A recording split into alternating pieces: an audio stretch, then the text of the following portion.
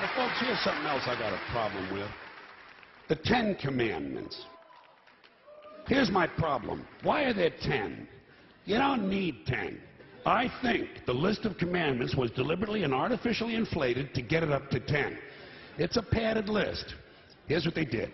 About 5,000 years ago, a bunch of religious and political hustlers got together to try to figure out how to control people, how to keep them in line. They knew people were basically stupid and would believe anything they were told, so they announced that God had given them some commandments. Up on a mountain, when no one was around, God had given them the 10 Commandments. But let me ask you this. When they were sitting around making this shit up, why did they pick 10? Why 10? Why not 9 or 11? I'll tell you why. Because 10 sounds official. 10 sounds important. They knew if it was 11, people wouldn't take it seriously. So what, are you kidding me? The 11 Commandments? Get the fuck out of here. But 10 sounds important. 10 is the basis for the decimal system. It's a decade. It's a psychologically satisfying number. The top 10, the 10 most wanted, the 10 best dressed. So having 10 commandments was really a marketing decision. And to me, it's clearly a bullshit list. It's a political document artificially inflated to sell better. I'm going to show you how you could reduce the number of commandments and come up with a list that's a little more workable and logical. We're going to start with the first 3, and I'll use the Roman Catholic version because those are the ones I was taught as a little boy. I am the Lord thy God. Thou shalt not have strange gods before me. Thou shalt not take the name of the Lord thy God in vain. Thou shalt keep holy the Sabbath. Right off the bat, the first 3, pure bullshit. Sabbath day, Lord's name, strange gods. Spooky language. Spooky language. Designed to scare and control primitive people. In no way does superstitious nonsense like this apply to the lives of intelligent, civilized humans in the 21st century. You throw out the first 3 commandments, you're down to 7.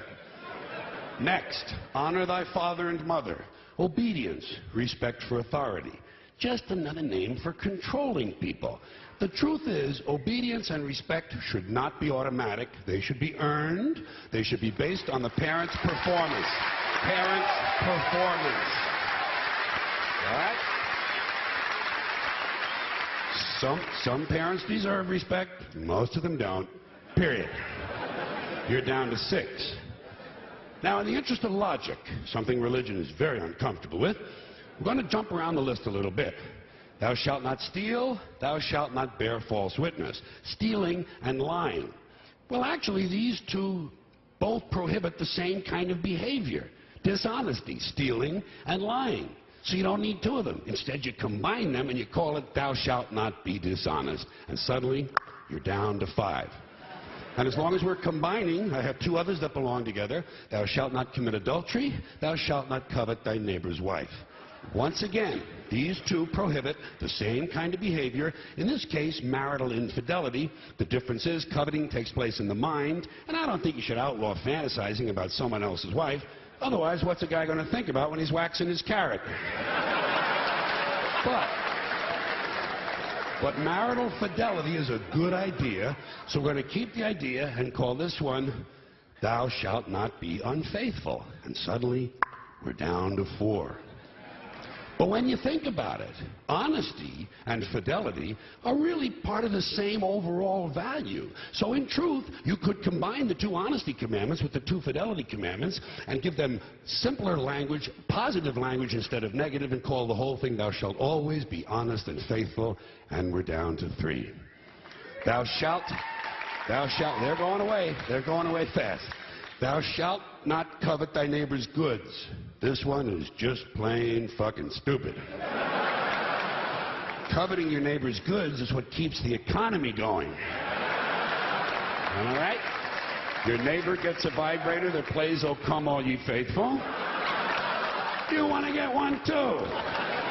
Coveting creates jobs. Leave it alone. You throw out coveting, you're down to 2 now, the big honesty and fidelity commandment, and the one we haven't talked about yet, thou shalt not kill, murder, the 5th commandment. But when you think about it, when you think about it, religion has never really had a big problem with murder. Not really. More people have been killed in the name of God than for any other reason. All you have to do...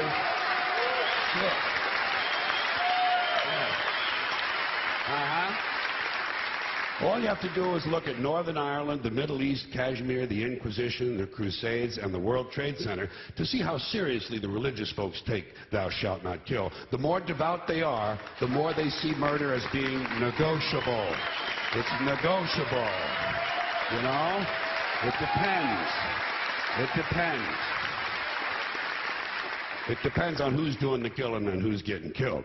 So, with all of this in mind, I leave you with my revised list of the 2 commandments. Thou shalt always be honest and faithful to the provider of thy nookie,